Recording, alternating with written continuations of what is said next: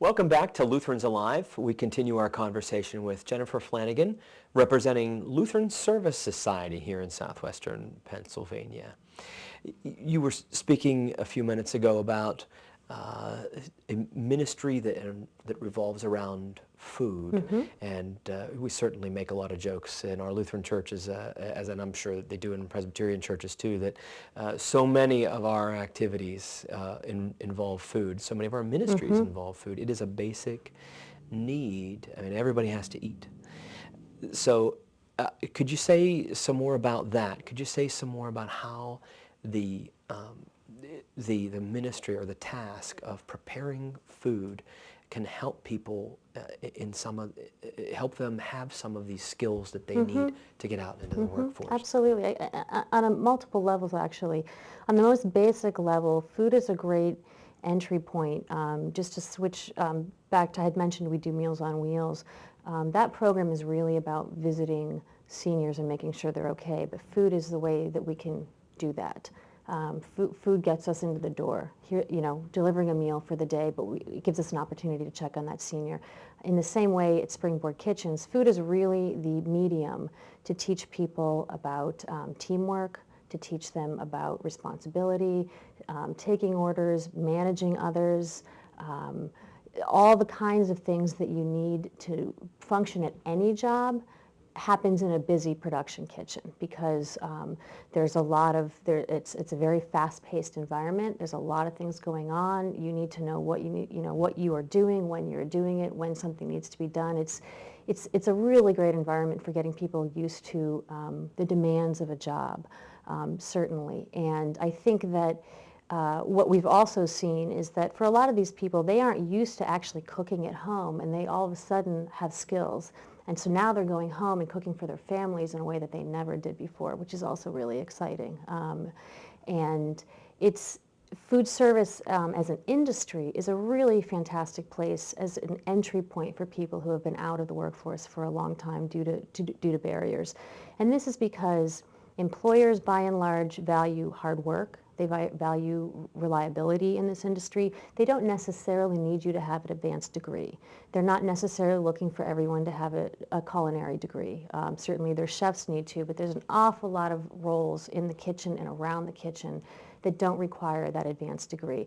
Another thing about this particular industry is that a lot of employers are willing to hire people with criminal backgrounds, with past recovery issues, spotty work histories, because again, what they're looking for is someone who can work hard, be reliable, show up every day, come in with skills, actual hard skills, and that's what we really try to impart. And that's why we're constantly working with employers to say, what do you need your people to know?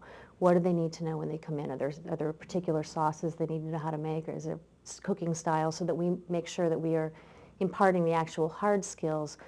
In the program, we also do a lot of soft skills training, interview skills, how to talk about your criminal background, things like just what to wear to your interview, because a lot of these folks haven't gone on a lot of interviews.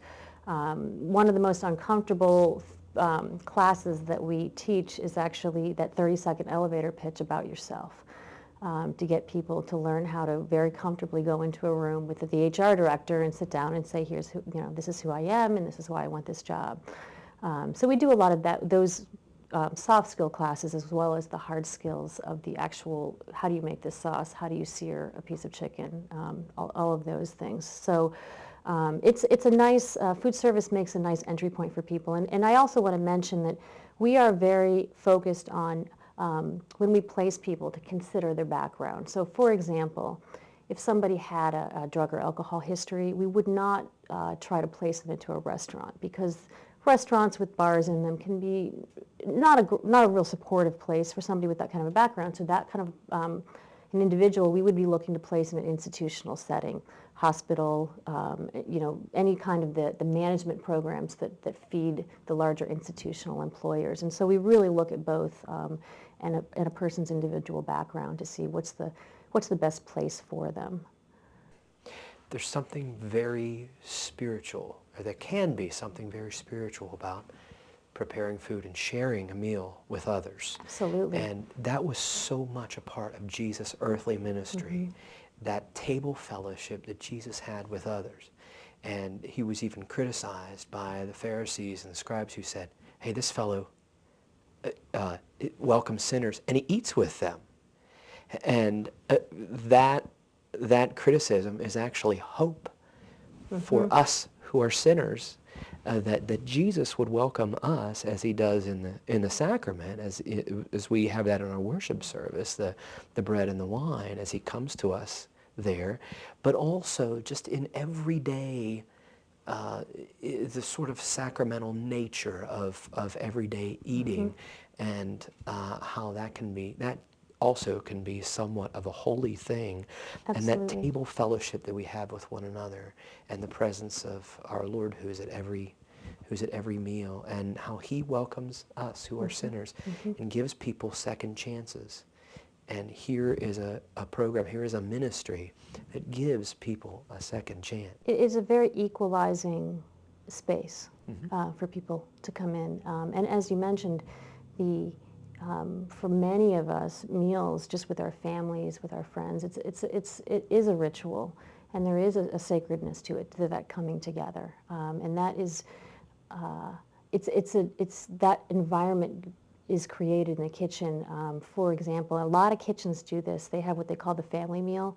So at the end of people's shift, they'll take anything that's left over, somebody puts it together into a meal, and that person, whoever's job that is, it switches around. And so they're cooking for the rest of the staff that was on that shift, and they sit down for the family meal.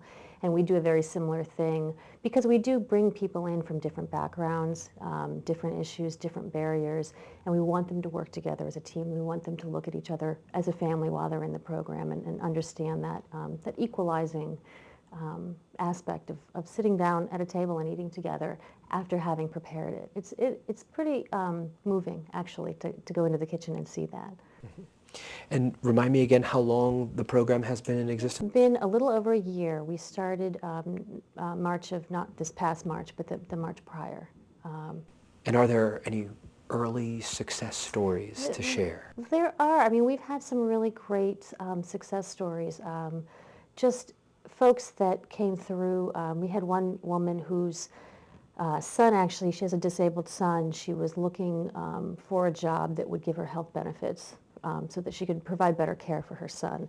And she was just terrific. She got through that program. We placed her into an initial job that was okay, but we said, take this job and we will continue to look for you. And we ended up just placing her at an institutional setting. She gets full health benefits. Actually, she's so excited. She calls us every week to tell us how thrilled she is with her new job. And you definitely see that.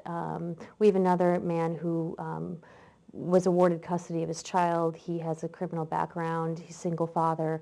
And we were able to place him actually at Children's Hospital in their food service department, which is terrific. It's a great place for him. It's a good institutional setting.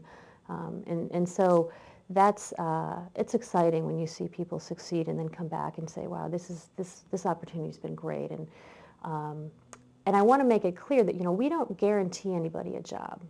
We give you the opportunity, and we give you the tools to take advantage of that opportunity and to succeed at that opportunity. And these people really rise to the occasion. And so, for example, once we've taught you the skills, we'll say, here's an opportunity. We're going to help you apply for it. We're going to walk you through the interview skills. We're going to help you set that up. But then it's you. And you go off and get that job and then succeed at that job. So it's definitely the hand up philosophy of saying, we're going to put the tools and the resources in front of you, but you need to take them. And that's an important aspect of all the ministry that we do, is we really want to foster independence and that kind of self-sustainability for people to go out and provide for their families in a way, and rejoin the community in a way that they had not been a part of before. That's important to us. What a blessing. That's great. We'd like to hear more, and we're going to do that right after we take another short break.